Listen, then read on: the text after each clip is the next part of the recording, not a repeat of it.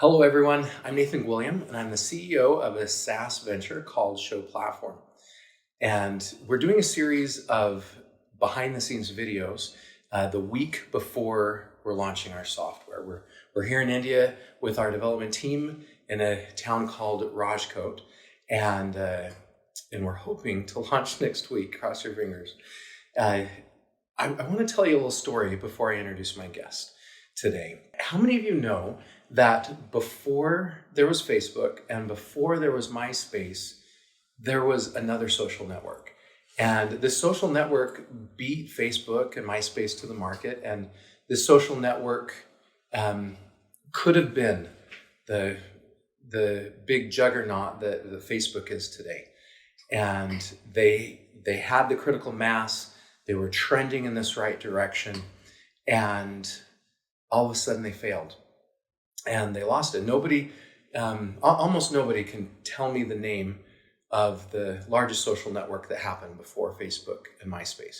And that social network is called Friendster. So what happened with Friendster, as I've heard, is there was a piece of code.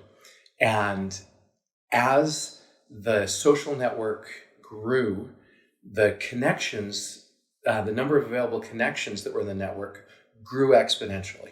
And this one piece of code started taking up more and more resources on the server as this process started having an exponentially larger need on the server. And as a result, the servers started getting slower and slower. And people going to Friendster started not being able to access the site.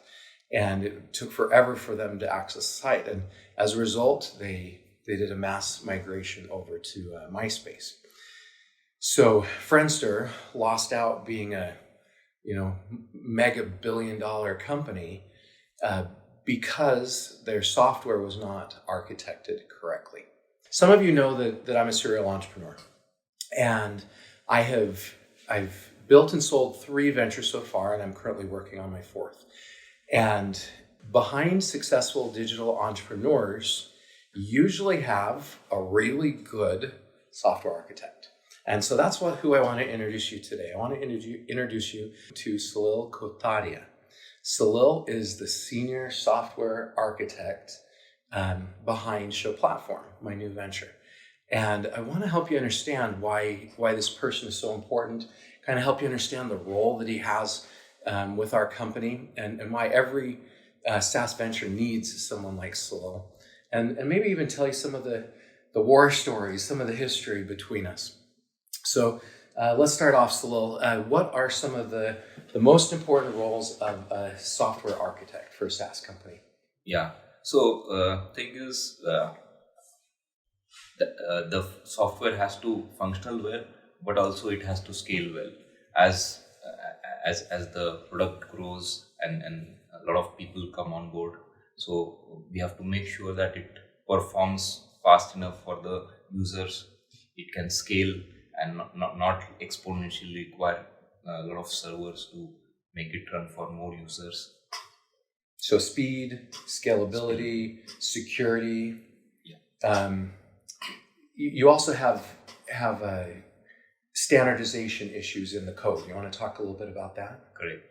So generally we have in the initial phase we kind of try to build something fast and have release stuff.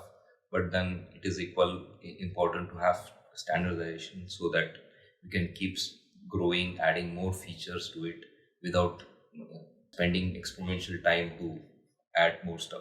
So if it is standardized well, so all the developers are able to kind of work on different modules, and then there is not much learning curve when somebody new joins the team. Yeah. So do you think software architecture is easier today or harder today than when you started working with me 17 years ago? Yeah, a lot of things are easier now because of cloud. Yes. So when you started with me, there was no such thing as cloud computers, right? Yeah. We had to build our own servers. I remember in downtown Phoenix in the old Arizona Republic building, we had just a monster server with all of our data on it. Yeah. And then at one point you came to the United States and you actually did the migration of that server to the cloud. You want to talk about that a little bit? Yeah. So I think it was 2007 sometime. So me and Neeraj, so he is the DevOps person. So we came there. Actually, there also there was not cloud. So we bought a lot of Sun servers. We migrated from one colo to the other colo, and to avoid the downtime, we continuously worked for 3 days. Yeah, I remember. I don't know. I think it's so much easier today to do software architecture than it was back then, because we had to deal with co-location facilities and we had to deal with our own servers, and there was so much that we kind of take for granted today, because you can just spin up another server in the cloud. It's so easy. Yeah. So there we had to rely on physical servers and limitations with how many servers we can have. Yeah, that's right. If you wanted a new server, you had to go buy a new server and go take it down to the co-location facility and hook it in. Yeah. So automated testing is a lot bigger deal today than it used to be as well. Can you tell me a little bit about the importance of automated testing in the software architecture process? Yeah. So we call it as TDD, test-driven development. Okay. So as we build, we write automation tests, because it is not humanly possible to manually test things. So whenever we add some features, we want to make sure that the old things are not broken, and it's not possible for manually QAs to test everything. So that's why we follow automation, so that we can run the all the tests and make sure that the pre-existing modules are not broken. Another great example of why it's so much easier to do software architecture today than it was 17 years ago when we started this. Okay, let's talk a little bit about our history. Maybe some of the war stories that we've had. What was the first venture that you worked on with me? Yeah, I worked on families.com. Yeah, that was a fun venture. We built that, and the Walt Disney Internet Group actually made an offer to try to buy that. We ended up selling it, not to them. Someone else offered us more money, and that was a fun venture. I think we were in and out of that within 2 years from when we started to when we sold that. Within a couple of years, we built from scratch. Yeah, that's right. We made use of a lot of open source technologies. Yeah, integrated them and built the UI layer so that it works with all different backend software. We even acquired a couple of companies and kind of merged them into what we were building. Right. Yeah. Okay. So then after that, you went to work for Adoption.com. Yeah. Okay. Tell me a little bit about your work with Adoption.com, and maybe any stories that you remember the most from that time. Yeah. So with Adoption.com, I think I worked on upgrading the technologies as work for kind of a decades. Yes. So every half a decade we had to upgrade the technology, upgrade the servers to make sure that they scale and they're up to the. Last time I remember we used to spend $70,000 for the servers, but once we upgraded and scaled all this, we came down to only $12,000. Yeah, that's right.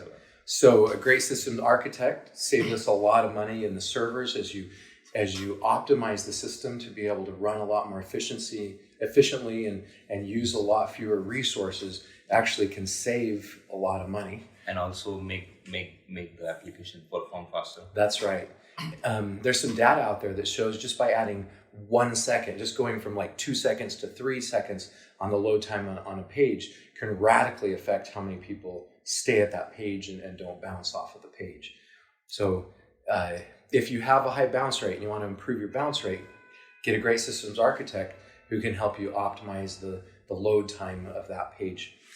Do you want to talk a little bit about load testing and why load testing is important and in which situations? Yeah. So when we have a new application, new software, so it is not gone through a lot of users, so it has not been load tested on production.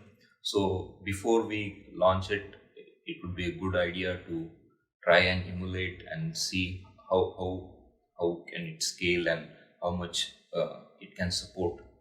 So we use different load testing tools like JMeter and try to emulate like thousands of users with different sessions and try to understand what kind of performance our servers and our application can. And the reason this is so important, I've had multiple of my ventures that I've launched, like Adoption.com. When I first launched Adoption.com, I was a college student, my junior year in college, launched it in a computer lab on the third floor of the Marriott School in Provo, Utah. And I got a call from MSNBC, and I drove up to Salt Lake City, and they did a live recording of me on TV telling everybody all about Adoption.com. And what happened? Our servers crashed. I didn't have Salil at that time, and we weren't prepared. Our site was launched, but we didn't have the architecture that was necessary to handle the traffic that came from that TV exposure, right? And that's happened to me, sadly, a couple of times. And that's why a software architect is so important, because you can load test and you can set up the right systems and processes and code in advance, and you can find those mistakes. If you have bad code that's going to slow everything down and be your bottleneck, you find it before you even launch the website, and you fix it before it ever becomes a public problem. And now with the cloud, it is much easier to set up scaling so that you don't have to spin up a lot of servers and spend. So it can be based on the traffic. So we can scale up and add more servers to the cluster and scale down when there is less traffic to optimize your costs. Yeah, another reason why it's so much easier to operate a digital business today than it was when we started. Yeah, if you get a bunch of traffic from some TV show, you could scale up a bunch more servers to handle the traffic. And then when that traffic's gone, you scale it back down so you don't have to keep paying for that. Before that wasn't possible. You'd have to go buy the servers, which you never could do fast enough. Yeah. And then you'd be stuck with those servers and you wouldn't, you couldn't get rid of them. So what we're trying to build in ShowPlatform has 38 different modules. And most of those modules, like there's whole companies built around one of those modules. And we've done 38 of them and put them all together. And that's the power of our software, is to have all those in one place so they integrate together and you can do things with them integrated that other people can't when they have separate softwares. So that's the value we bring to the market, but it's just an insanely large project. So thank you, Salil. Thanks for the tremendous difference for good that you've made for my different ventures over the years. So much of that could not have been done without you. And if you're an entrepreneur wanting to work in the digital space, one of the very first hires you need to make is to find a software architect, someone that can make sure your code is done right, so that you don't your code doesn't kill your business when you start being successful. So thank you for joining me for this episode. Please keep watching ShowPlatform. We are hoping to launch next week. Cross your fingers. And if you are considering having a show, ShowPlatform is software that can help you create, grow, and monetize your online show. And if you're busy, if you're maybe a CEO, an entrepreneur that has expertise, and you'd love to have reach and influence, but you don't think you have time, we actually have a digital agency, a full service agency that can work with you. You record the episodes. We schedule the episodes. We help write the questions, find the guests. You record the episode, and then we do essentially everything else. We'll write your blog posts, edit your videos, create your memes, syndicate your content. If you want to have a show, it's possible. Just visit showagency.com to schedule a free consultation. Thanks so much for joining us today.